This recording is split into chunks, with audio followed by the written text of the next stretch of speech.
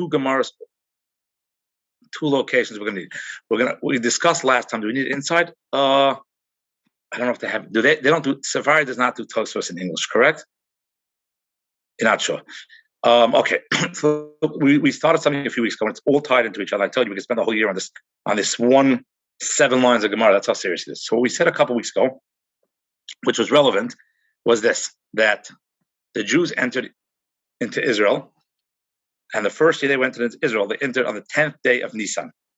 Now, in Judaism, there's a law, which we practical today on some level, that we do not eat from grains until the 16th day of Nisan. So if they entered Israel the 10th day of Nisan, and until that moment, the prohibition was not in effect, it became into effect the moment the Jews entered Israel. So while they were in the desert, it wasn't a big deal. But the moment they entered into Israel, the time clock hit, and now they could never eat of grain until they bring the sacrifice on the 16th day.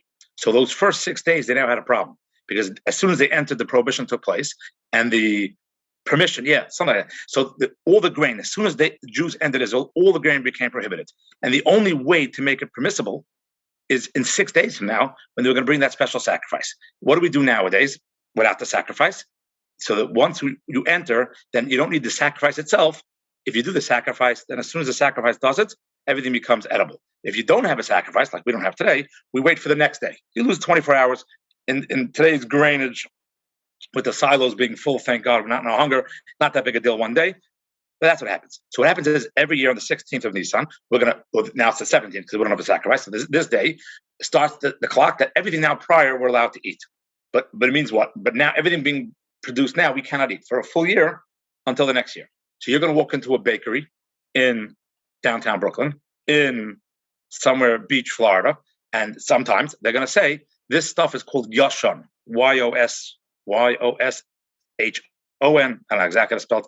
What does it mean, yoshon? What does that mean? It means that we're strict. We're going to make sure that all of the you're eating now is not grain from the last 365-day cycle. That's all it means. In the last, it's not a big deal because America, again, thank God we have a lot of food. In the last, everything's born, everything that gets created right here has to wait until we go around the full year, till the clock hits again. And that's what's called yoshon. Some people are not strict about it outside of Israel. In Israel, it's a real thing, even till today, that's for sure, almost. And outside of Israel, it's a great debate because today it's so easy just based on how much food we have. So I would say 99% of if in a normal area, I don't know about the Florida there, in a normal area in downtown Brooklyn, Borough Park, Flat, but you walk into a restaurant, you walk into a bakery, it's 99% chance you are getting grain that technically is 365 days year old, and sometimes it can be 2 days old, because as soon as you hit the 17th, it's allowed. And now we're going back in time. So you go back in time, and the Gemara discusses a length, which is again 6-7 lines with a Tosafos we're going to discuss today. This Tosafos we're discussing today is literally, you could sit down, and if you gathered an anthology, you'd put together probably 10 books. That's how serious this Tosafos is, because this Tosafos spreads out into 1,000 different concepts, and we're going to do it slowly. So again, the basic rule of thumb, we have to just know the basic rule of thumb, is that the Gemara discusses when the Jews entered into Israel, the first year they entered into Israel, the moment they entered, all grain became prohibited, and they could not permit the grain until 6 days later. And they had a problem, because within those 6 days, as we discussed a few weeks ago, is Passover. And on Passover, you must eat matza. That's a biblical commandment, which comes from ordinary grain. And the question now became, wait a second, what were the Jews going to do that first year? And that the Gemara discussed. So the Gemara's answer, and we're not going into all of it again tonight, there's actually a debate between the Jerusalem Talmud and the Babylonian Talmud. We're going to stick with the Babylonian Talmud for now, even though Tosafos quotes part of the Jerusalem Talmud. Again, a vast concept. So what do we do? So the easy answer was that they had food left over from pre they entered Israel. That grain technically was from the desert, and when they entered into the land, it's only new grain it's not produced, there's a cut, I don't know what the word is, produced, and therefore the old grain was still viable, or you could say they used the mun. Going back to that question last week, could the mun have been used for the mitzvah? So these are the questions, how we get into it. Anyway, that's all the basics. Now we start with Tosafos' question, which is basically a Jerusalem Talmud question, fundamental. Rabbi, just so I understand. Yes, because we got to make sure every step is clear.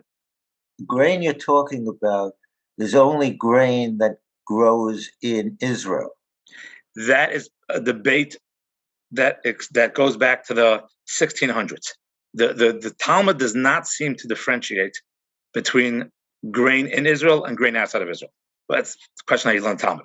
So it became a debate really more in the 1600s. In Poland, Krakow, is do we today outside of Israel in the diaspora do we have to consider this halacha? These halachas, when I'm talking about new grains, is absolutely brought down in the Shulchan Aruch. Shulchan Aruch is practical. Remember, the Rambam codifies everything, even non-practical law. We call it non-practical. The Shulchan Aruch was codified in practical law. Shulchan Aruch absolutely has one chapter on the laws of old versus new grain. But that's very simple. Stephen has a good answer. Who wrote the Shulchan Aruch? Rabbi Yosef Cairo. Where did Rabbi Yosef Cairo live? He lived actually in Tzfas, which is in Israel proper. So of course he wrote about it. That was absolutely practical law for Rabbi Yosef Cairo going back to the 1500s, because again, it would be practical law in Israel today. You go into Israel today, it's a very serious concept. The question now became, what about outside of Israel? So that became a great debate. The Bach, the famous Bach, he was the one who wanted it to allow it, and many people went with him. On a simple reading, it seems like he did it to help people. I mean, the Gemara doesn't seem to come out that way. I wouldn't say you can't put a law that way. Yes. Now, the Ramah does comment on it, but again, it makes sense the Ramah would comment on it because it actually is practical law. Now, it might not have been practical for the Ramah living in Poland, but it would have been a practical law that is relevant till today. Like many of the laws of tithings. Tithings are relevant today because in Israel, now, not all tithes today are biblical. Some tithings are rabbinical. We don't have what we call most of Jewish population. Certain of the tithes only become biblical when either there's a temple, obviously not relevant today, or when what we call Roiv Klal Yisrael, when most Jews live in Israel. Now, even that statement I just made, to get you more confused, is also debate. What does it mean most Jews in Israel? The Chazon Ish famously made a thing in the 1950s. He said if you make a calculation, he was doing the 1950s, it comes out, I think he said this without all of the pogroms and American, I think he came out that the year 2037 or something was going to be most of the Jews in the world will be living in Israel. He's not even so way off if you think about what's going on today. Today, Israel is not most of the Jews in the world, but they're moving up. Obviously, every Hasidic person in Williamsburg is counteracting every Hasidic person because they're having 10 kids at a shop in Williamsburg to keep the statistics more in America. But that's what's happening now. No, good question, Charles. It's not limited to observant Jews. No. So the question was, is it based on most Jews where they live? Or there's a question, no, it can't be most Jews where they live. It's most Jews at one time entering the country, which means if you trickle in slowly over 50 years, and then you tip the tipping point to now most Jews in Israel, some will say that's not biblical. But for sure, that's on certain tithings. This thing of chodosh in Israel is biblical, as Stephen asked. And outside of Israel is a great debate. Probably you Google it in 3 seconds, you'll find out. Because again, you could probably walk any restaurant, any bakery, for sure, because bakery is grain, that you're going to walk into is going to have a sign. Hopefully they're honest. It's going to have a sign that they either keep yoshon or certain products are considered. Yoshon means from the old grains. That means they're observing this concept. And right away you could ask them what's going on. You Google them in 3 seconds, I'll explain what I just said. So there is a concept of the grains, is a concept of today, if it's applicable outside of Israel to us today. Is a debate. Most people, again, keep it because it's a great debate. And in America, we're lucky. We're lucky. We don't even realize how lucky we are sometimes. It's just very easy. There's no problem. A year old, again, as I keep on saying, I was telling to someone, I don't know if it was on this part, on this thing, even the most non-Jews are getting their grains that are more than a year old. That's just the way it is. It happens to be that we have so much food in America, thank God, that they take the new crops, they put them into the silos, and they're taking things out. If I remember years ago, I was into this. I think it was like even the average non-Jew is eating stuff that might be 3.5 years old. The grains from 3.5 years ago, we have so much of a surplus, thank God. But I'm wrong about that now. But there is a surplus, and therefore most of the stuff we're eating is irrelevant to this concept in theory. Now, Rabbi, yes, when the Jews were entering into the land of Israel first time, yes, any grain they had with them would not have been more than a year old. Because they're in refrigerators? Why are you saying that? They were in the desert for 40 years. No, because it would not. They would have bought grain probably from traders fresh. And so you're saying that yoshon means you have to eat grain that's more than a year old. Right. So at that time of the year, remember, as soon as you pass the 17th, you eat grain 1 day old. At that point in the year, they came in 6 days before, so it's 348 days. Correct. Well, that's what I'm saying. So the saying that they ate the grain that they had with them, that grain wouldn't have been old enough.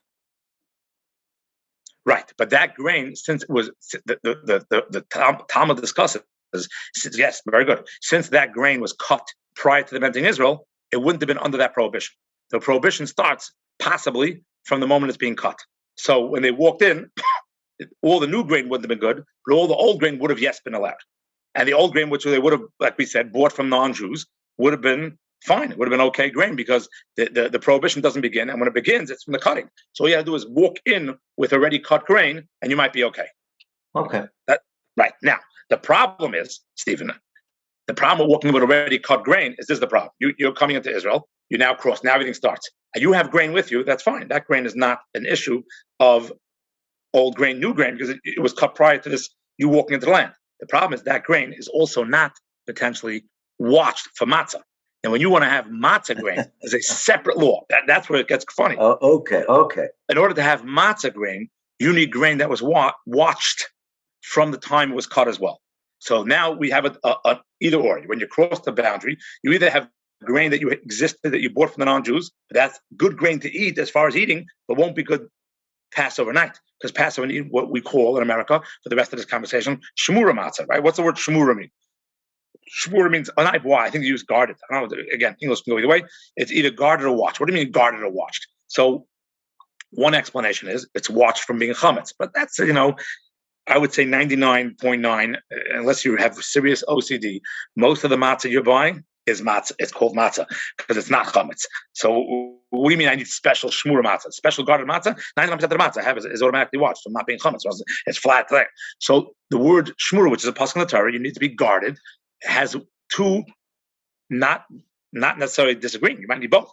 Two interpretations. One interpretation of the word shmura means proper intent. That means you need someone who, when they're baking matzahs for Passover, has to have that in mind.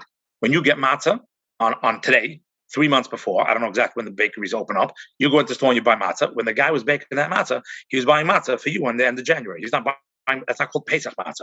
In order to have something called watched, guarded, Pesach matzah means intent for the mitzvah. That's not a big deal, have intent for the mitzvah. Just got to think it. I don't know, and you have one guy in the factory who's if you ever go into a matzah factory, there's one guy usually standing there. He gets paid to scream. To have intent for matzah, have intent for matzah. That's what he does. He screams it out because you're getting paid for that.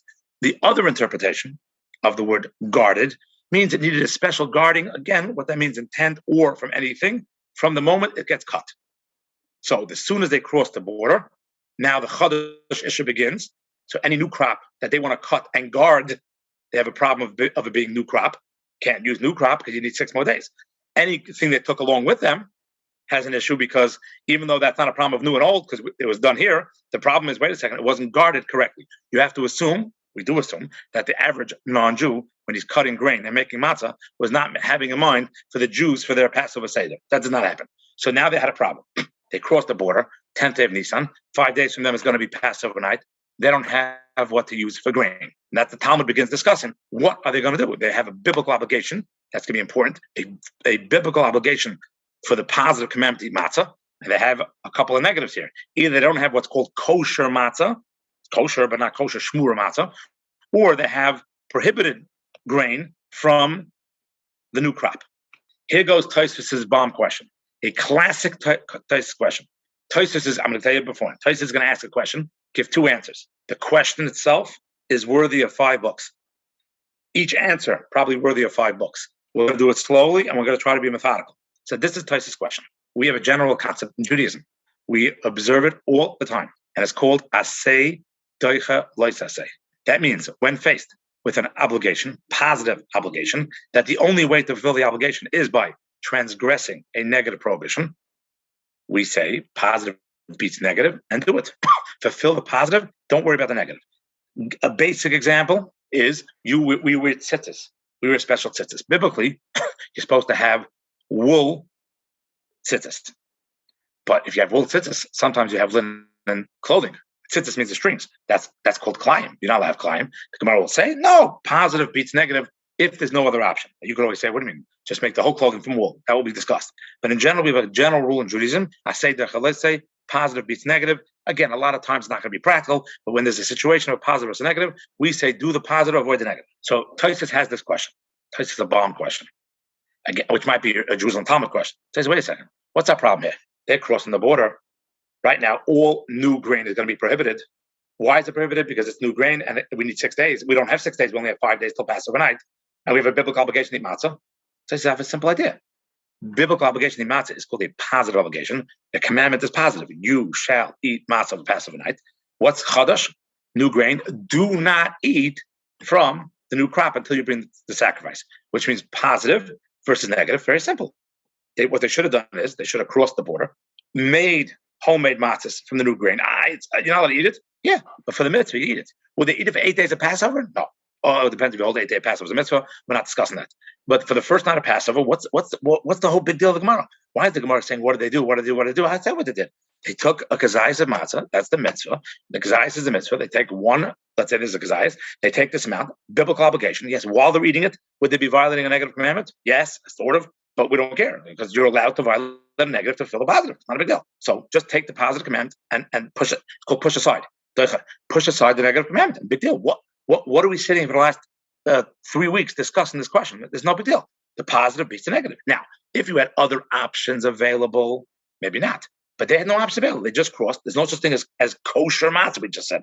Why is there no kosher matzah? Because all grain they got was done by non-Jews that didn't prepare it. The only way to get kosher matzah is cut matzah right now. You're afraid that what? In 5 nights from now, you can't eat it because of negative prohibition of chodosh? Okay, who cares? We don't have a choice. There's no choice. When you have no choice, essay beats essay. Positive commandment of matzah beats essay prohibition. Tosafos, this classic question.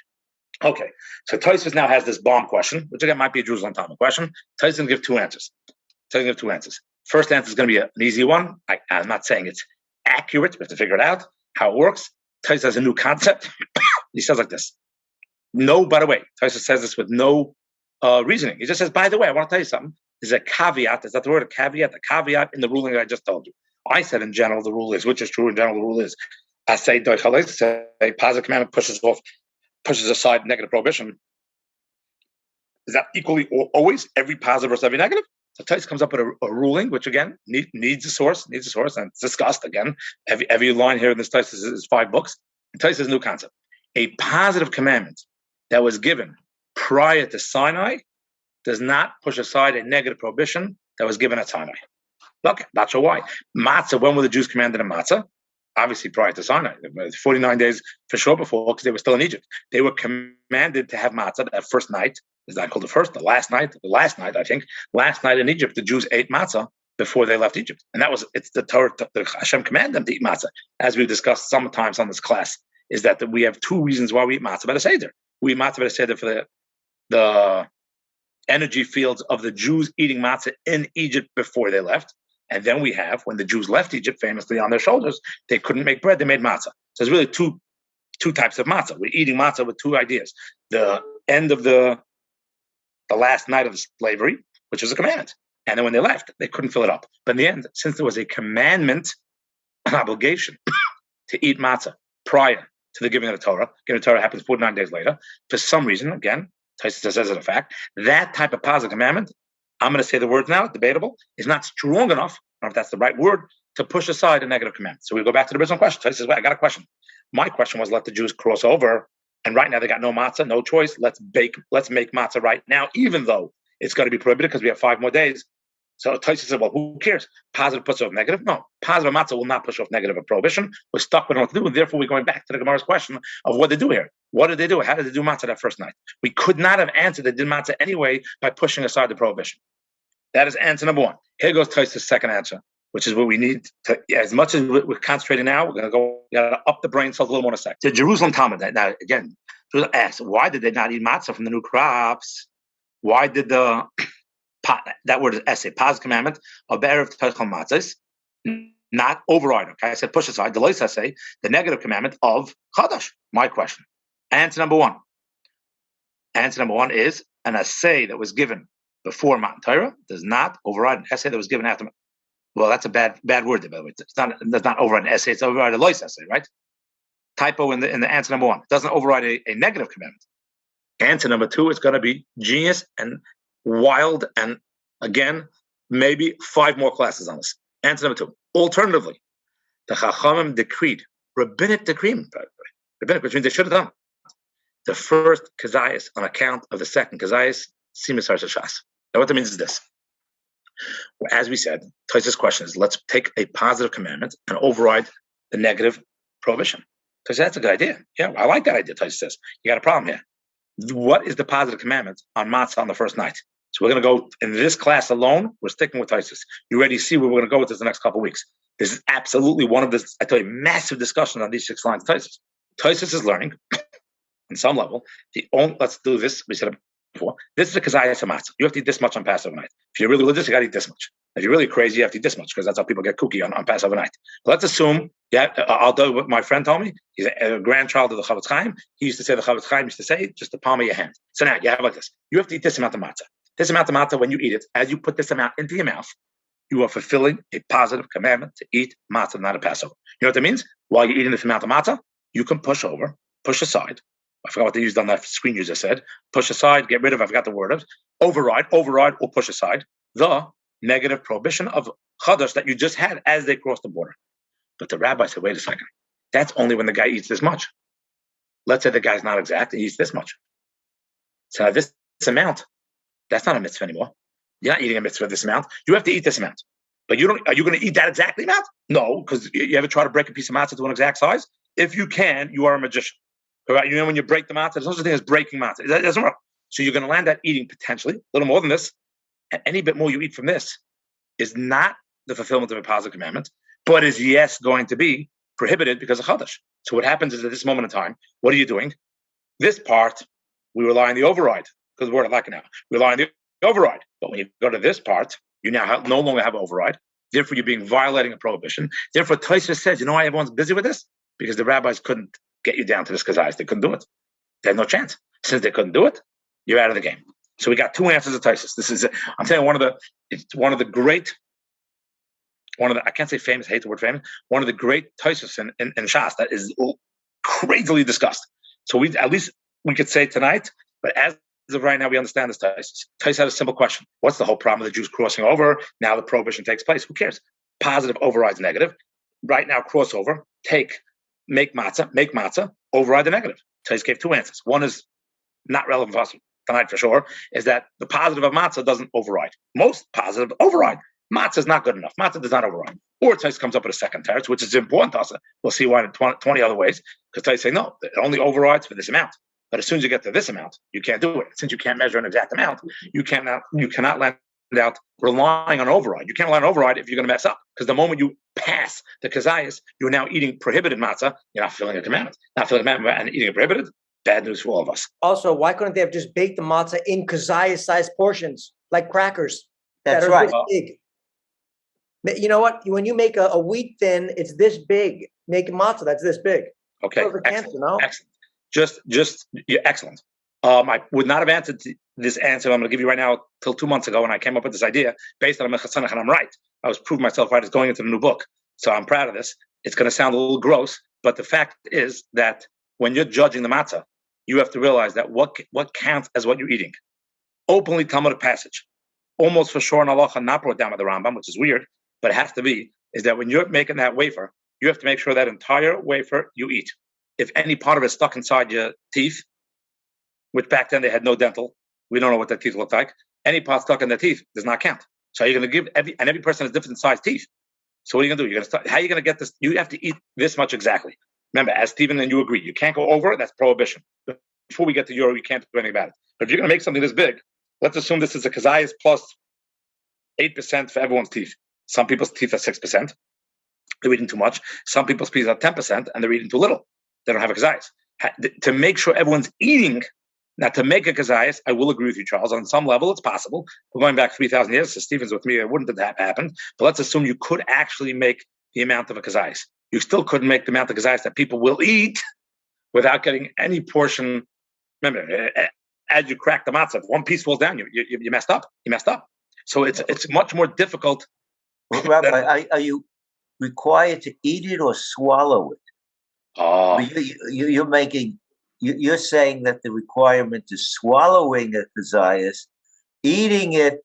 If it were cracker size, you could put it in your mouth and you've eaten it, but you're not swallowing it necessarily with what you have in your teeth. Okay. Stephen, I thank you. I was going to go in a different direction. We're going to your direction now. Charles, get onto the screen, please. The Gemara Chulin 103b. Now, this is a debate here.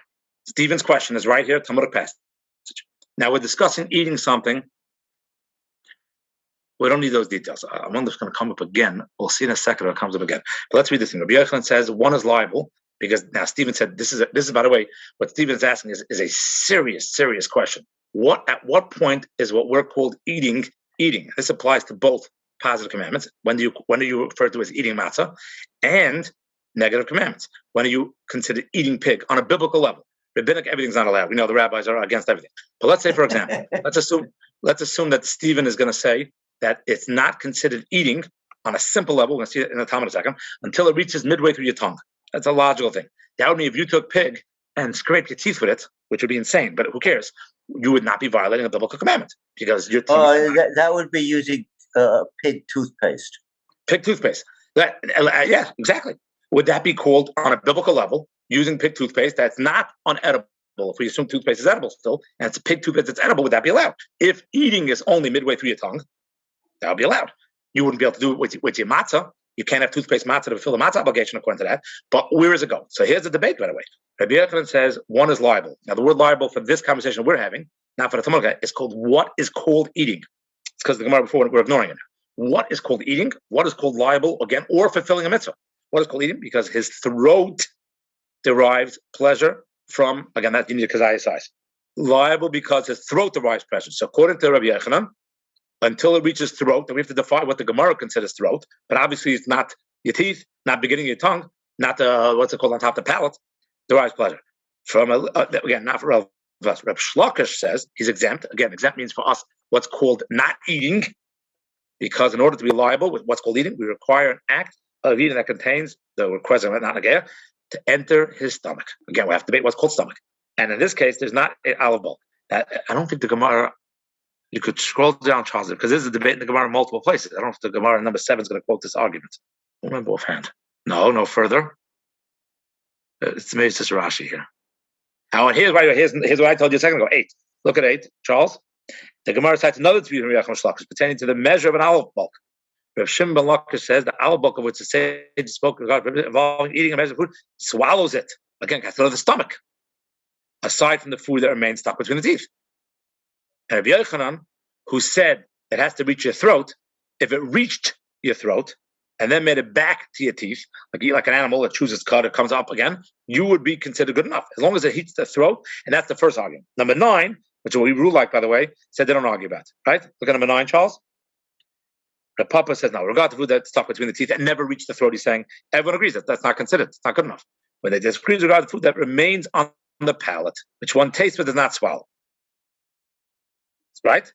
One says, holds that the throat derives pleasure. That's called throat. Palate and throat equalizes in this situation. And the sage of Shlokish holds, we require the eating that contains. Now look at this number 10. This number 10 is discussed at length by people. You guys will love this one. The Gemara quotes another related ruling. It's not related. It works exactly. Rabbi Yochanan, who says it has to reach the throat. Ravasi says, Rabbi Yochanan, if one ate an olive bulk of a forbidden food and vomited it, so it means it reached the back of his throat, it went in somewhere and came back out, and then eats. Now here it says another half. It might be the same half. Is he liable? Because his throat derived pleasure from a full olive, right? Oh, that's the next case. Oh, look at the next one. Look at 11. If one ate and vomited and then ate it again, that is folded, which makes sense now. Very simple argument, which is going to be a very serious question. By the way, Stephen, before you think it's crazy, right away on the page, the Tosafos on the page says, I don't know how it works out physically. Tosafos says, wait a second. This question of regurgitating your own food only works. They only have Rashi. Go down. They only have Rashi there. Okay. The only works is if when somehow, we have to know what that word means, depends on you're in college or you're actually an adult, it only works that when you regurgitate, or whatever the word is, it's still edible. That means if it's disgusting, it's not called food. Whenever a food reaches to a point where it's disgusting means throw up food, then that's not called food anymore. So in this case that he's disgusting, the commentators say right away, it has to be he ate it, he put it on his throat, and gargled it up before the actual food became vomit, what we call real vomit. Real vomit can never be food. But if you're going to hold, it goes open top of the passage. Stephen was asking. If you hold it, you're allowed to eat stuff, and it goes to the palate and throat. You put it in your throat, take it out, put it back in. You ate a full kazayas of pig. Now, by the way, I'll tell you an amazing idea, which I don't want to go into tonight. We will go into it in the next few weeks. It's all relevant to the stuff. Is if someone only has a half of kazayas, he's on a concentration camp, or he can't eat that much, his stomach doesn't have it. According to this, what you would say to do, has a half of kazayas of matza, we have to eat this much. But he only has this much. So some rabbis Ksav Sofer, son of the Ksav Sofer, says, take this little bit, put it on the back of your throat, keep it there a couple seconds, take it out, and do it again. So your throat will have benefited, whatever the word is, tasted the full a full kazayas. Because we all go, yeah, you can't. If we all took a shlokas, you'd have to actually swallow it and bring it back up, which again would be nearly impossible based on the vomit. So the idea is this concept of eating food and re-eating it, for actually fulfilling a commandment or violating a prohibition, would be relevant if it still remains as food. And I guess if you have a feeding tube in the hospital, like your throat is, you're getting, get some surgery and you get a feeding tube into your stomach, is that considered eating if it goes straight into your stomach? I'm so happy, you guys. You guys are great tonight. Yes, excellent. According to the most, that would not be, according to Shlocker, said it has to reach the stomach. You are now, satiated from the food. I don't care how it got there. According to Rabbi, maybe, but probably according to Shlocker. According to Rabbi Yochanan, if you would bypass the throat area, it would not be good. You would not fill the obligation. But the great debate is about 80 years ago. When did this gastro thing first get developed? Because about 80 years ago in Europe, in Vilna, the famous question was, can you use this gastro tube? I don't know what it looked like 80 years ago. It probably didn't look like we have in a modern hospital today, but they had something because they discussed it in the response of about the 1920s, 1930s. And they discussed if on Yom Kippur, according to everything we're just saying right now, it's not called eating.